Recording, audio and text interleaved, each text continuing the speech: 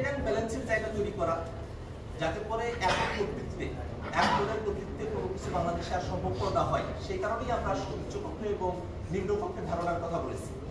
মোটা দাগে যখন নিম্নপক্ষে কোনো একটা জিনিস পাস হয়ে যায়, সেই বিষয়টা আর কোথাও আলোচিত হয় না, সেটা একটা আনচেকড অবস্থায় থাকে।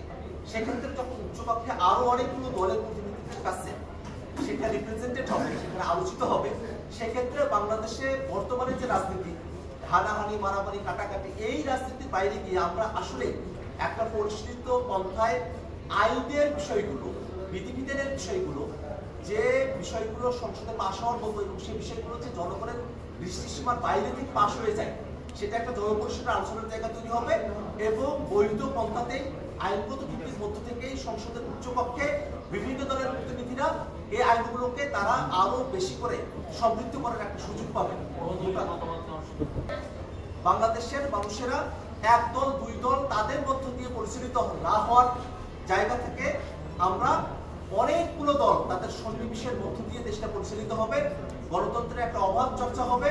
আমরা একটা ডায়ালগ নির্ভর, আমরা একটা পলিসি নির্ভর একটা দেশ আমরা নির্মাণ করতে পারবো। সেই আকাঙ্ক্ষার জায়গা থেকেই উচ্চপক্ষ এবং নিম্নপক্ষের কথা আমরা বলেছি। এবং উচ্চপক্ষে যদি পিয়ার পদ্ধতিতে নির্বাচন হয়, তাহলে অনেক দলের প্রতিনিধিদের অংশগ্রহণ থাকবে, অনেক বেশি মানুষের সেখানে আমরা সম্মিলন ঘটাতে পারবো। ধন্যবাদ।